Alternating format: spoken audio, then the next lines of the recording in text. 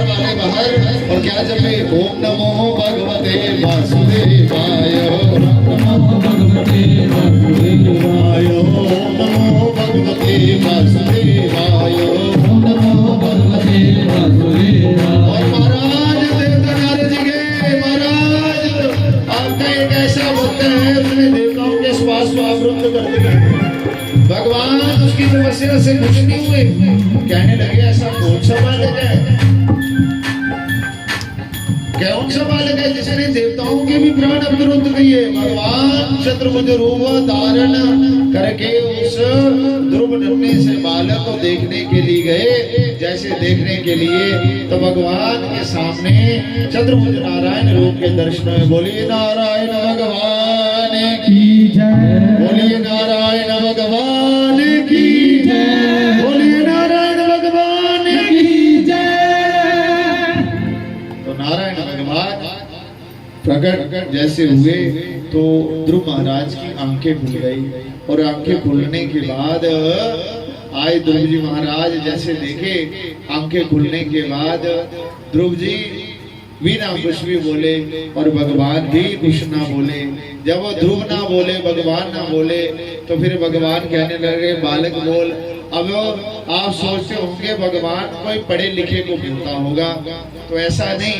आप ध्रुव जी ने तो कोई क्लास कॉलेज तो गया नहीं थी, भगवान उनको मिले नहीं।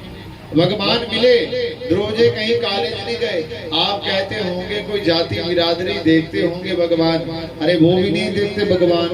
जाति पाति पूछिए नहीं कोई, हरि को बजे सो हरि का होए। जो परमात्मा का है परमात्मा उसके। इसलिए कहने लगे भगवान किसको मिलते हैं, कहते भगवान बड़े बड़े परिवारों को मिलते। कहते नहीं, जिसने जिस तरह का पाया भाव बनाया भगवान उसी तरह से मिले। तो कहने लगे अरे ध्रुव जी स्कूल कॉलेज कहीं नहीं गए और ध्रुव जी ने भगवान को पाया। अब ध्रुव जी क्या बोले, कहीं स्कूल कॉलेज तो गए नहीं गए और नहीं जाने का कारण था। अब ध्रुव जी कहने लगे आज भगवान नारायण ने शंख अपना उठाया और ध्रुव जी के गाल में लगाया। जब गाल में लगाया, मूकं करोति वाचालं,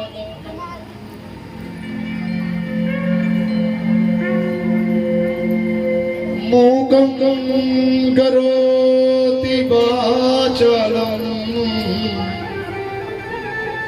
पंगुं लंघते गिरिं, यत्कृपा त्वं वन्दे परमानंद माधवम्। अरे भगवान की करुणा कृपा हो जाए तो लंगड़े पहाड़ चढ़ जाते हैं, अंधे देखने लगते हैं। अरे अंधा उसको नहीं कहते जिसकी आंख नहीं है, लंगड़ा उसको नहीं कहते जिसकी टांग नहीं है। मतलब दो टांगों के हिसाब से भी उसको ना चला पा रहा हो, आंखों से देखते हुए भी परमात्मा के दर्शन ना किए हो, तो वो है अंधा। अंधा कौन और लंगड़ा कौन? अंधी जवानी और लंगड़ा बुढ़ापा। आय वयोवृद्ध की आंखें हो और अंधी जवानी के पांव हो तो समाज इस आग से बच जाता है। जवान चाहते नहीं कि अरे हम कोई धर्म कर्म के कार्य करें, और बुढ़ापे वाले कहते हैं कि नहीं उन आखिरी समय भगवान का नाम लिया जाए। कैसे बनेगा सरकार? इसलिए हमें इस पीढ़ी को भी बचाना है और हमें इस गाय को भी बचाना है। इस एरिया में आए ना, इतनी गायें रोड पे दिखती हैं बाबा, लोगों ने छोड़ रखी है बाहर, घरों से बाहर निकाली हैं ना सर। इस रोड पे इतनी गायें दिखती है। रात को कोई अंधेरे में कोई अनजान व्यक्ति आए, ये भी बेचारी निर्दोष है और जो गाड़ी चलाने वाला वो भी निर्दोष है।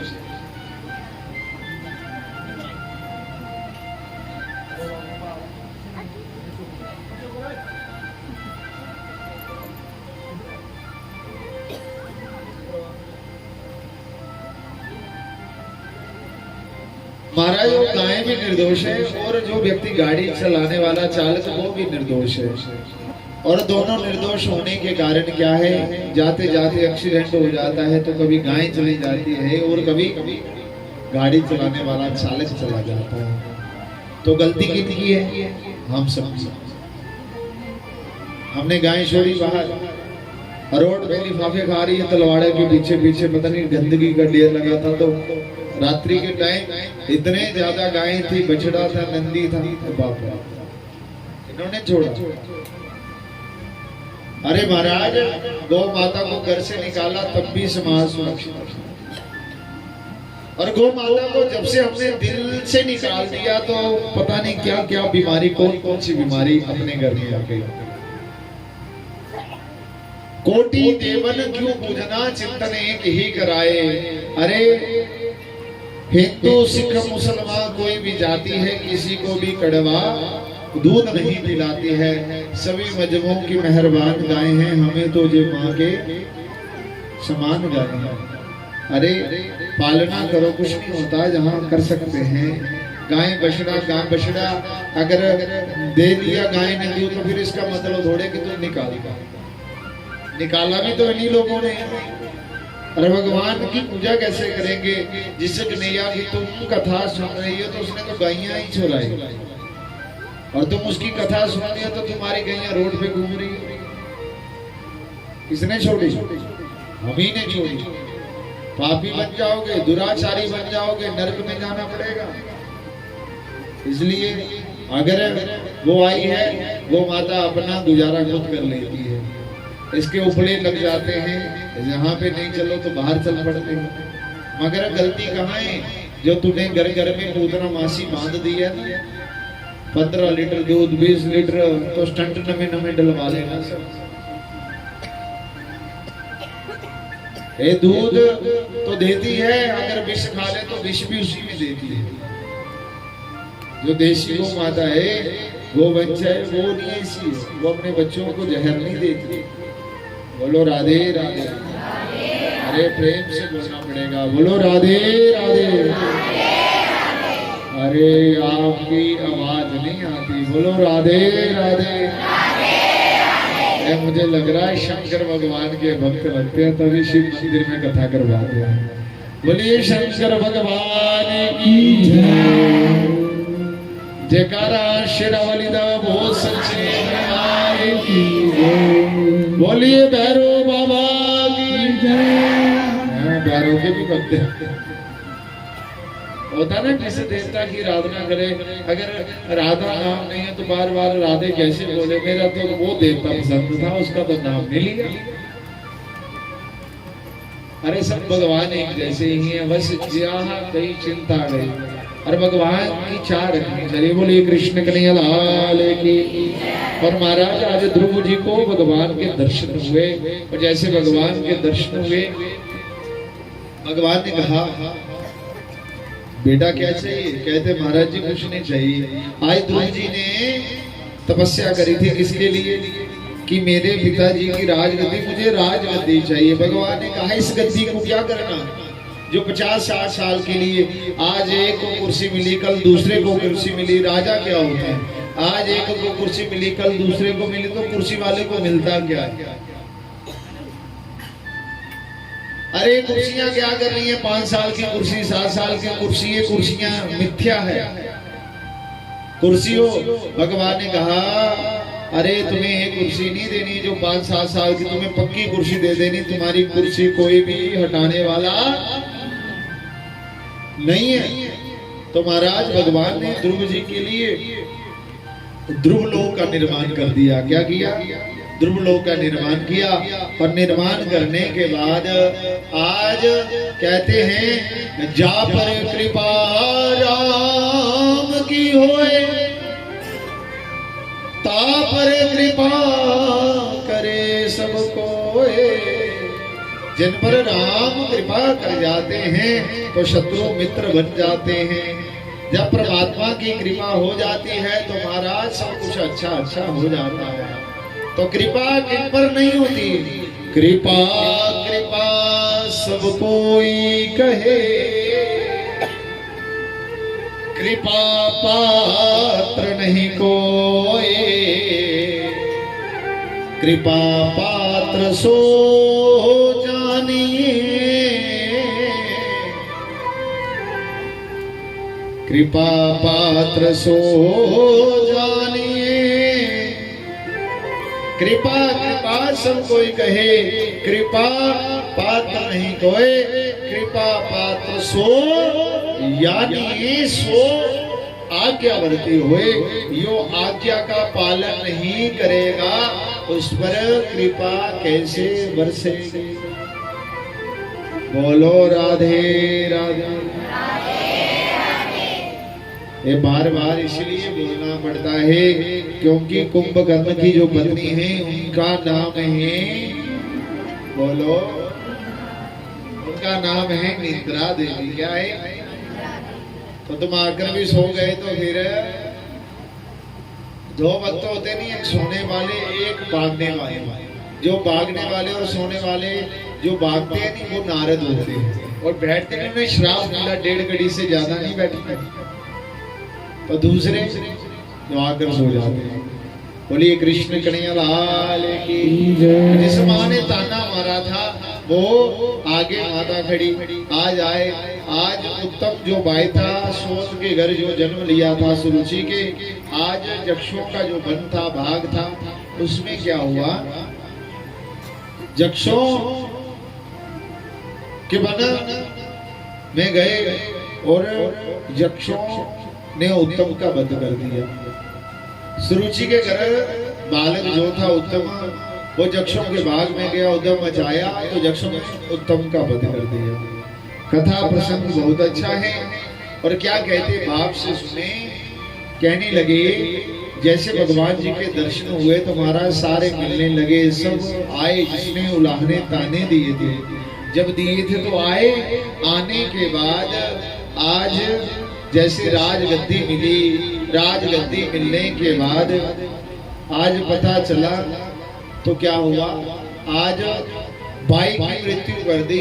और मृत्यु करने के बाद ध्रुव जी के भाई उत्तम जो थे उसका वध करने के बाद ध्रुव जी महाराज ने अनेक यक्षों का वध कर दिया अपने भाई का बदला लेने के लिए। सुखदेव जी महाराज कथा सुना रहे हैं राज ऋषि परीक्षित जी को। कहते परीक्षित पूछने लगे, प्रभु ये बताइए, आप कह रहे हैं ध्रुव जी को भगवान मिले, ध्रुव जी को भगवान मिले, भगवान मिलने के बाद भी इसमें क्रूरता नहीं की, अपने भाई का बदला ले रहा है। किसका? उत्तम का। अरे उत्तम का बदला ले रहे हैं। कहते जक्षों ने एक भाई को मारा और इसने अपने भाई का बदला लेने के लिए अनेक यक्षों का वध कर दिया। क्या भगवान के दर्शन करने के बाद भी व्यक्ति दुष्ट रहता है? कहते व्यक्ति को एक बार नहीं, 20 बार नहीं, 100 बार, 1000 बार भी भगवान मिल जाए, जीवन में अगर आपको भागवत ना सुनाई दे, राम कथा ना सुनाई दे, शिव पुराण कथा ना सुनाई दे, तो जीवन जीने की कला नहीं आती। क्यों? अरे कथा में आने से क्या लाभ होता है? 100 बार भी भगवान मिल जाओ। कहते ध्रुव जी को भगवान मिले थे, ध्रुव जी को कथा नहीं मिली। कथा में आने से क्या लाभ होता है? जो हमने समय पहले खराब कर दिया वो ठीक हो जाएगा, बीते हुए कल का पता चलेगा, आने वाले कल का ज्ञान हो जाएगा, तो जीवन अपने आप सुंदर बन जाएगा। बोलो राधे राधे। सच्चिदानंद भगवान की जय। ध्रुव जी ने अनेक यक्षों का वध किया और महाराज इतनी देर मृत्यु देवी आ गई। अब बताता हूँ, जब हमारा जन्म होता है, बहन हमारी का जन्म हुआ, अब बहन आ गई। कौन? मृत्यु देवी आ गई। मृत्यु देवी ध्रुव महाराज जी से कहने लगी, महाराज अब मेरा समय आ गया है, अब दो इजाजत। ध्रुव जी महाराज कहते हैं रुक जा देवी, तुम सिर झुकाओ। जैसे सिर झुकाते तो महाराज ध्रुव जी ने मृत्यु के सिर के ऊपर पांव रखा और विमान पर चढ़ गए। जैसे विमान पर चढ़े तो कहने लगे, मेरी माता कहाँ है जिसने मुझे इतना योग्य बनाया? कहते जिसके घर में कोई संत धर्मात्मा बन जाए उसकी 21 पीढ़ियां ऐसे ही तर जाती हैं। आज सारी बातें हुई तो महाराज एक माता का विमान था और एक ध्रुव जी का। आज भी जिसको भगवान ने थोड़ी थोड़ी आंखों में रोशनी दी हो उसे सूर्य चंद्र तो दिखाई देते हैं। आज भी जो आसमान पर चमकते हैं ध्रुव तारे के रूप में, ध्रुव लोक का निर्माण किया था भगवान ने। बोलिए ध्रुव भक्त की, बोलिए ध्रुव भक्त की महाराज। अब ध्रुव जी का और सुखदेव जी महाराज कहते हैं वामन भगवान का कल प्रसंग सुना था। वामन भगवान आए थे यज्ञ में और यज्ञ में क्या हुआ, यज्ञ में किसी को खाली नहीं भेजना चाहिए, इस कारण से आए और बलि यज्ञ करवा रहा था और वामन आ गए।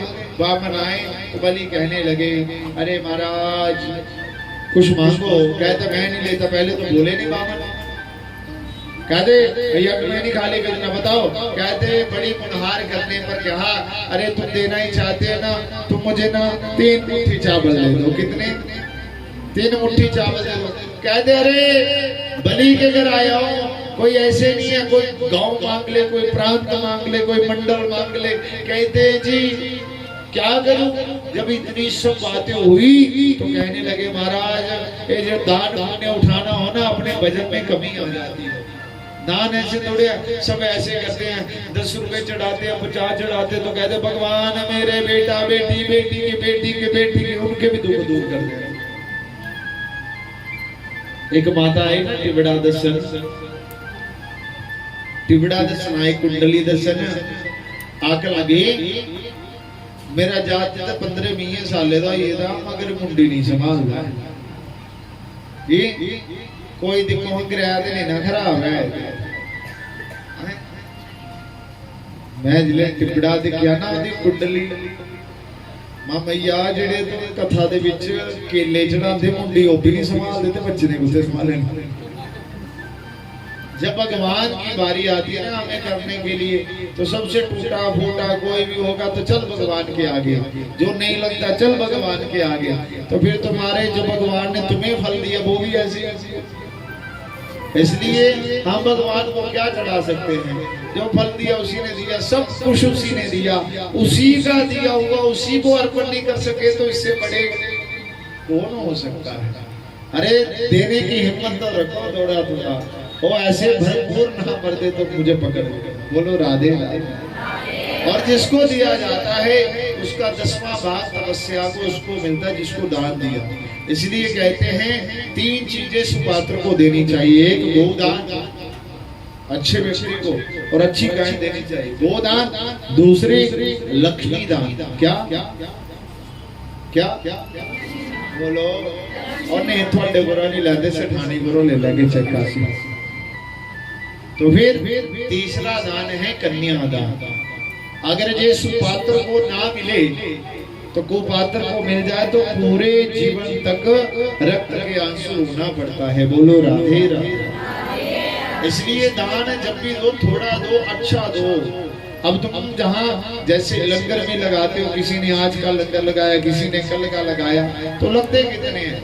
100 ग्राम चावल ही एक व्यक्ति खाता, एक केजी 10 लोगों की है कितने चुप्पा 100-200 तो कितने 10-20 किलो से पूरा लंगर।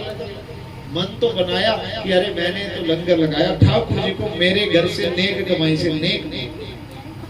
कभी हमारा भाव आया जब हम उसके कार्य में कुछ नहीं कर रहे तो हमारे घर में कोई उसकी बुद्धि थोड़ी खराब क्यों घूम घाम के आए। इसलिए अयोजन है और अयोजन में हर सेवा लेनी चाहिए, हर काम की। सुबह प्रभात फेरी में जाने वाले कितने लोग हैं? जो प्रभात फेरी आते हैं 1 2 3 बस यही 4 माताएं जाती हैं प्रभात फेरी में, 5।